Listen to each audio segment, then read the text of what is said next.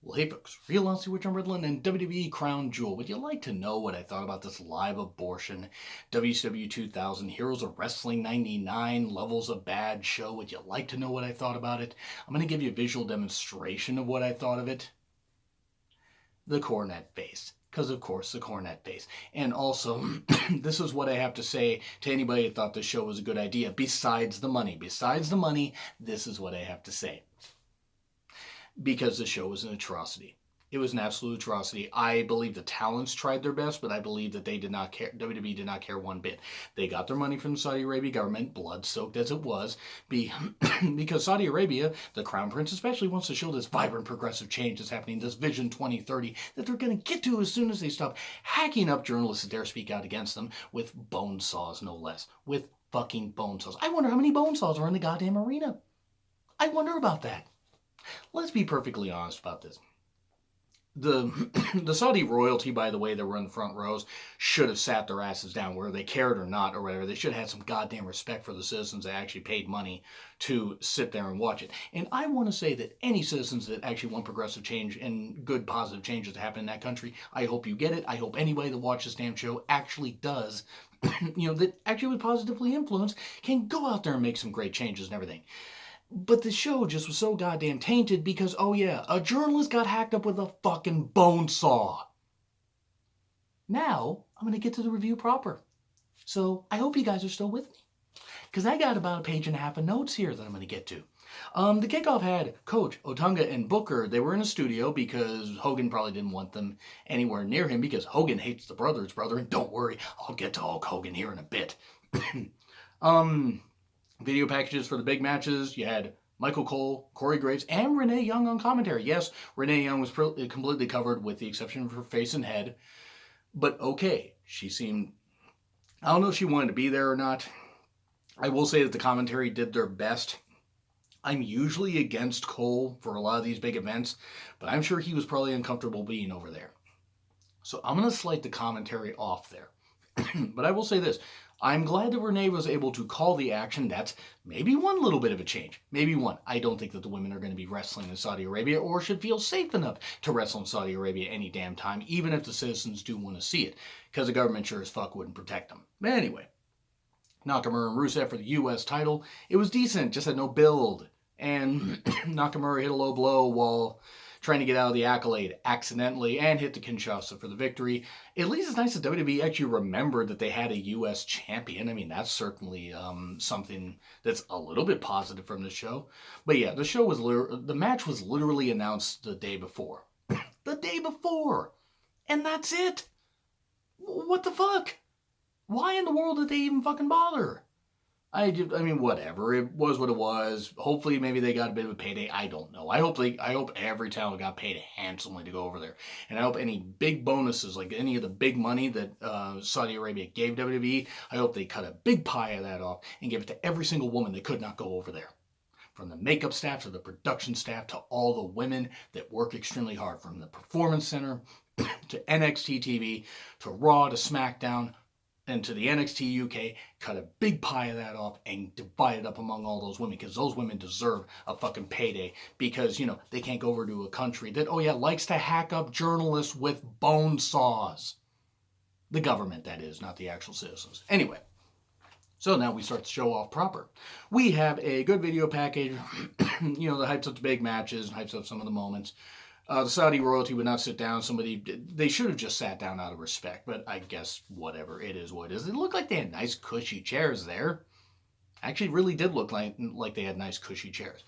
And then we had Hulk Hogan come out, so great. Okay, we can't, and I'm not even her biggest fan, but we can't forgive Chyna before she passed away. We can't put Bader in the goddamn Hall of Fame. Rick Rude wasn't, put in the Hall of Fame for a number of years. To be fair, he died in 99, so I don't think they could have put him in the Hall of Fame before that.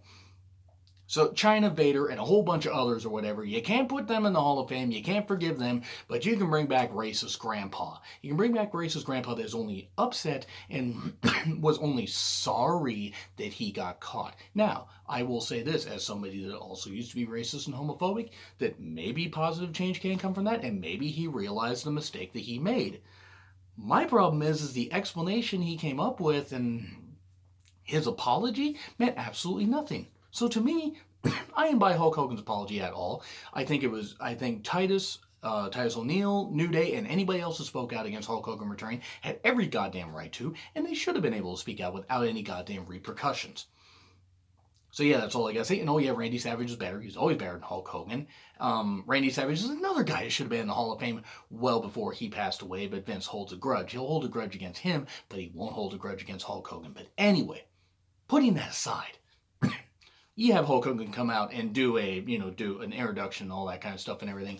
Great, racist grandpa's back. Yay, let me tell you something, brother. All that kind of stuff. It was just ridiculous. It's just fucking ridiculous. Yeah, bring him back on the Saudi Arabia show. They popped for him.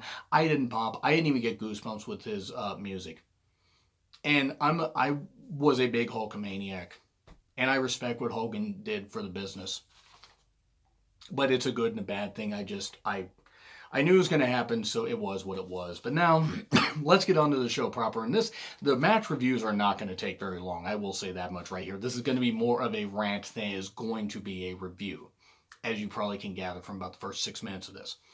The first 4 matches were World Cup, quarterfinals or first round matches, since it was only ever 8 men. You had Ray and Orton. It was like a quick version of like their match from like No Way Out 2006, except without the Eddies in Hell stuff. Quick at first, there were some decent exchanges, good kicks. There was some nice stuff with Ray trying to outsmart Randy, and Randy also targeting him and stuff like that. But Ray ended up getting a quick roll up out of nowhere for the 1, 2, 3. And then Randy beat him up or whatever and targeted him and this kind of stuff. You would have thought that Ray was a black guy with how much Randy was beating him up. Yeah, I don't really care for Randy hating black people. Can you tell? Maybe him and Hogan do have something in common after all. But yeah, this just led into Ray being beat up in the next match or whatever and would play into later. So Ray advances, Orton didn't. Okay, whatever. And then Miz versus Jeff Hardy. Miz dominates at first. Jeff Hardy did hit some moves. It was a bit sloppy, but you did have a skull-crushing finale for the victory. It wasn't bad. It was like a squish-down version of a match they had, like, I think in June or July of SmackDown TV. And I think it was actually Money in the Bank qualifying match, so it would have been in June. But it wasn't bad. But a lot of these matches were really, really quick because a couple of these guys are going to have to wrestle twice in one night. One of these guys is going to have to wrestle 3 times in one night. I say one because I'll get to that in a bit. Then Rollins faces Lashley with Lio Rush. Lio Rush thankfully was not as much of a factor here. It was still annoying to see him, but you know what? He is an incredible athlete, so maybe I'll get to the point where I don't want to see him squash like a freaking bug. It was strength versus speed, and boom, it's over. Like, it was supposed to be Cena in Lashley's place. Lashley just took Cena's place because Cena didn't want to go there. And I give Cena a lot of shit, but okay. Bravo to Cena, and especially bravo to Daniel Bryan. Cena was doing it more for his movie career. I think Daniel Bryan was just like, you know what, I wasn't comfortable the first time, but if he didn't want to go the second time, bravo to him, and if he's undoing his chance to be WWE champion, oh well. He's still going to be fucking over like crazy. Yeah, Rollins beats Lashley really, really quick. It was a very, very quick match. And for, I want to say a first time ever, I don't think that these guys faced off, except maybe on house shows. But yeah, Rollins hits curb stomp, and that's it. And Lashley was beaten. I think that we're going to get to, by the Royal Rumble at the very latest, we're going to get to Lashley taking out Leo and going on a dominant heel run. But unfortunately, this didn't make me care for Lashley, even in defeat. And then we get Dolph versus Angle, and probably the best first round match, honestly. Dolph and Kurt hitting some good exchanges, some good wrestling as you would expect, as Dolph is actually a really good wrestler. Kurt hit some German suplexes. But after all this talk of Kurt saying he had to win, he was going to be the World Cup champion, or win the WWE World Cup, he doesn't. He gets beat fairly handily. I mean, yeah, he hit a nice ankle lock and this kind of stuff, and that came back into play for Dolph a little bit later, but it was what it was. A Dolph won, which shocked me a little bit, but maybe they were worried about Kurt wrestling more than once in a night, which I don't blame them because he is almost 50 and he is worn down. So Dolph winning was certainly the right call. I was a little bit surprised, but I wasn't disappointed. And then we get SmackDown Live tag titles, New Day, Kofi and Big E with Xavier at ringside. They came out on an Aladdin magic carpet stage thing. Okay. I mean, I guess they were one step ahead of the law, man. I don't know. I was trying to come up with some quotes or some lines from that song, and I'm so freaking pissed I can't even come up with Aladdin references. But Aladdin, by the way, one of my favorite animated movies of all time. Um, I will do that list at some point. In case any of you guys are watching this, I will do a list of some of my favorite animated movies ever. But anyway, so yeah, Kofi and Big E with Xavier at ringside versus The Bar with Big Show at ringside, and it was okay. It was alright. I mean, The Bar are tag team champions, decent exchanges, some good tag work. Of course, Big Show got involved, knocked out Big E, fisting Big E, keeping the black man down, so you can tell the Big Show learned from Hogan really well from their WCW days. It was okay. It was okay. It was nothing special. None of the matches, particularly at this point, were bad. The problem is nothing really stood out. Nothing really stood out from this show. And then you get the World Cup semifinals. You get Ray versus Miz. And of course, Cole at one point says Ray was beaten. He was beaten and he was beaten hard. Lol. Miz grounds Ray. Ray does come back with some nice moves and everything. Miz does focus on the ribs. He has some good near falls. And Miz does counter a splash that Mysterio tries off the top rope, getting his knees up, and then gets the roll up for the victory for the 1, 2, 3. And then you get probably the most shocking finish of the World Cup so far. You get Rollins versus Dolph with Drew. Drew was there. Of course, you had to have Dolph and Drew together. Drew did not get involved nearly as much on this show as I would have expected. The show gets a lot worse as it goes on. Let me just say this. After actually about match 8, it gets to shit. Because until the WWE title match, until after the WWE title match, I was like, okay, this is about a C show. It was a little odd, but then it went really downhill. The numbers game came into play. Drew did interfere a couple times while the referee was down. There were a lot of rest holds, but again, these guys did have to wrestle twice. These guys were having to wrestle twice, so they're having to pace themselves.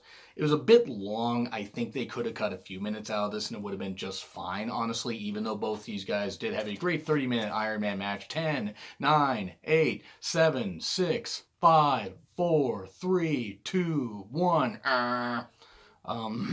Going back to Extreme Rules. I still found that funny, even though I can understand why it was offensive. But anyway, Drew did a one-point shove Rollins off the top. He missed a splash. And then super kick for the win. And Dolph advances to the finals. So Dolph versus Miz. Didn't see that coming. And then got the point why they did it later. Styles versus Joe. It was good as you would have expected, but they can't really have a bad match, but this was decent to good. There was a really big dive by Joe and a bad landing by Styles. He crashed right into the announcer's table. I hope he's okay, because it looked like his ribs really got hurt. There were some good strikes and submissions and stuff like that, but then literally a phenomenal forearm from out of nowhere, and Styles gets the victory. Now, to be fair, if this had been Styles and Bryan, I still think we would have gotten the tap out victory for Styles.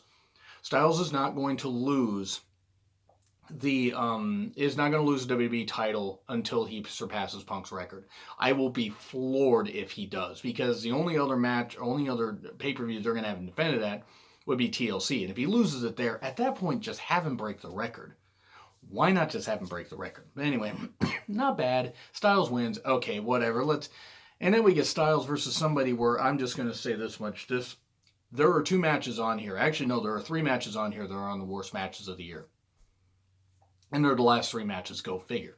To this point, it was a little haphazard booking. It was a little lazy, but okay, I can get down with this. It's a glorified house show. Yes, I know people hate that term, but that's essentially what it was. But then we get Corbin at ringside for the Universal title match, and oh, sweet fucking Christ.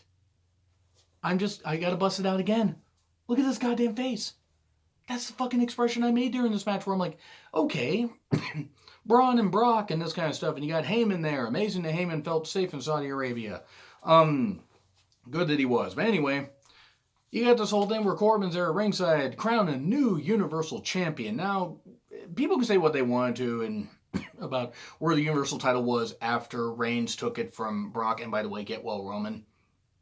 To the man himself. The man himself does not deserve this. Hopefully he is going to be able to recover from his battle with leukemia. And please give your support and your love to anybody you know that's battling leukemia or any form of cancer. as they all need strength. There's my little bit of inspiration before I get back into the rant here. Because you got Bork and Braun and stuff like that. And okay, it's not going to be a very long match. I'm figuring 5 to 6 minutes. And their No Mercy match wasn't all that good. But, oh.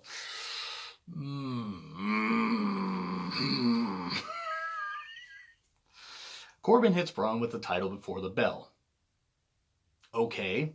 Braun, who got crushed in a garbage truck and came back, who got slammed into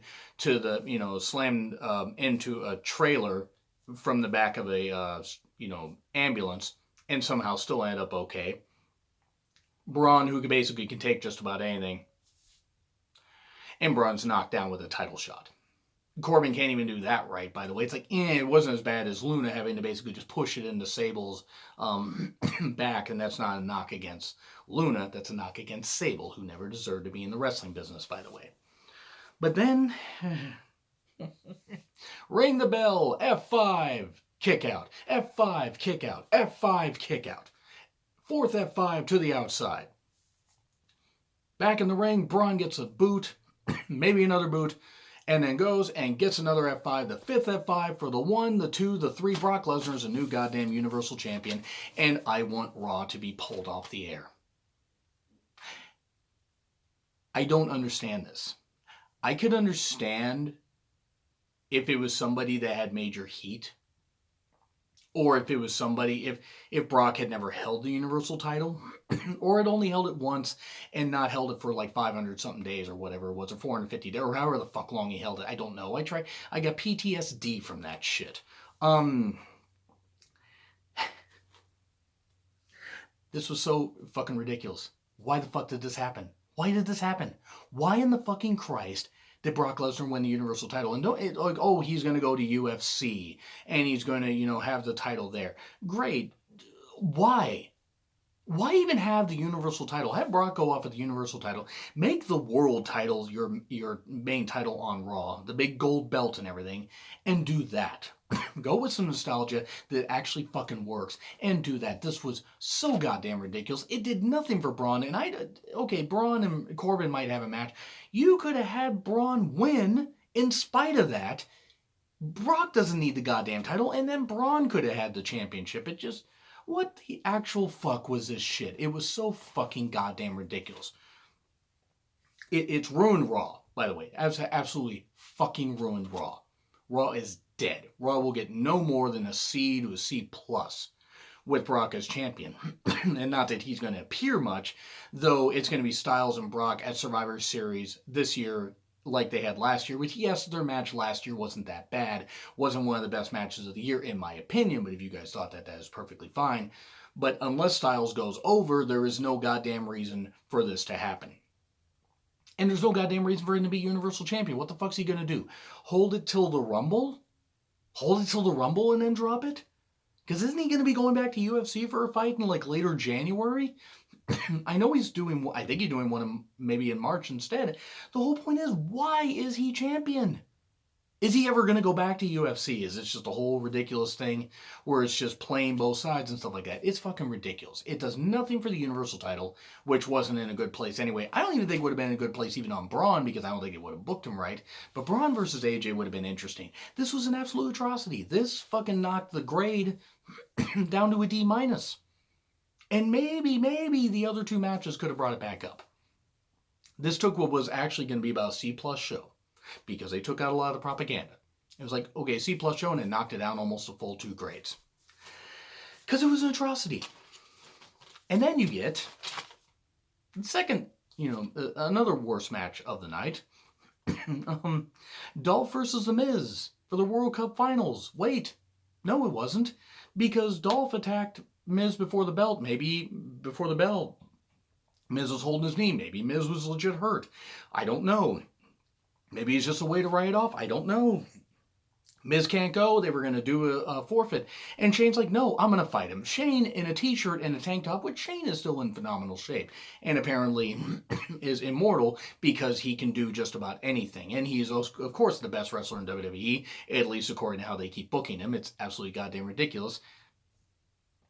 He beats fucking Dolph. He takes his place and beats Dolph. after a coast to coast that he barely cleared. Shane, you're almost 50. Stop fucking doing that. But Shane is the WWE World Cup winner, which, look, the World Cup concept was a fucking joke, so I guess why not make it a joke by having Shane win it? And that's not to say Shane isn't an athlete. That's not to say Shane isn't a nice guy. That's not to say Shane doesn't take some hard bumps when he shouldn't have to. But fucking give it to Dolph at this point. But, oh, if they did that, then Shane might have had to have fired himself or something like that. Or Miz might have gotten fired because he couldn't go. And this was just stupid. It was absolutely fucking stupid and rotten and ridiculous. And why did this fucking happen? Why did they even have the World Cup? It was goddamn ridiculous. Fuck.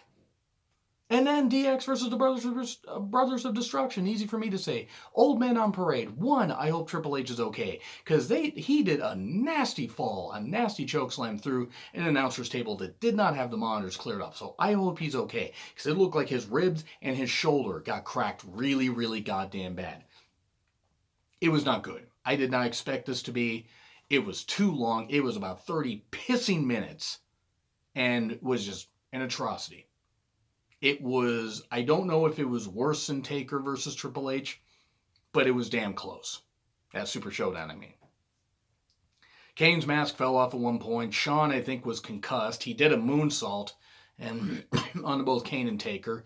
And this was bad. Shawn didn't look horrible in his comeback match, but he didn't look that good. He didn't need to come back. This was bad. This was really horrendously bad. And DX won.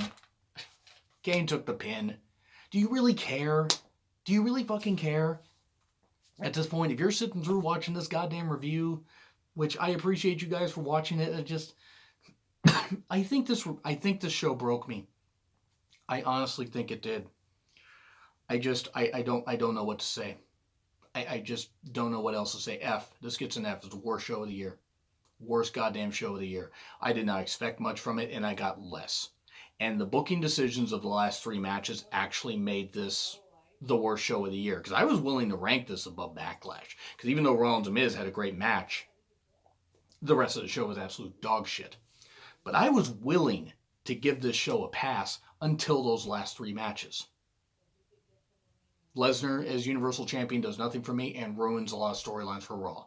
Takes the title completely off of Raw. What if they don't make the Intercontinental title the main title? If they don't suddenly have Rollins beat AJ, have Rollins beat have Rollins beat Lesnar on Raw. Have Brock show up. Have Rollins impromptu challenge him. Have Rollins beat him. Rollins is a dual champion. Rollins versus AJ, and then you go into that match. Into that feud, if you want to, string it along until Mania with Rollins and Ambrose. Have something like that happen. Shane winning the World Cup was ridiculous, but that World Cup concept was a joke. And DX versus the Brothers of Destruction, hooray! It's worse than WCW 2000, because they had a bunch of old guys main eventing. 99, 2000, 96 and 2000. It was an atrocity. 100%. Let me know what you guys think in the comments. What do you guys think of Crown Jewel? Did you watch it? Did you just pay attention to my tweets? Which, by the way, yes, I was mean, but I told you I was going to be mean. Anyway, like, share, subscribe. Twitter handle in the description. It's been Real Honesty with John Ritlin. I really hope the blood money's goddamn worth it, Vince, because this show was an atrocity.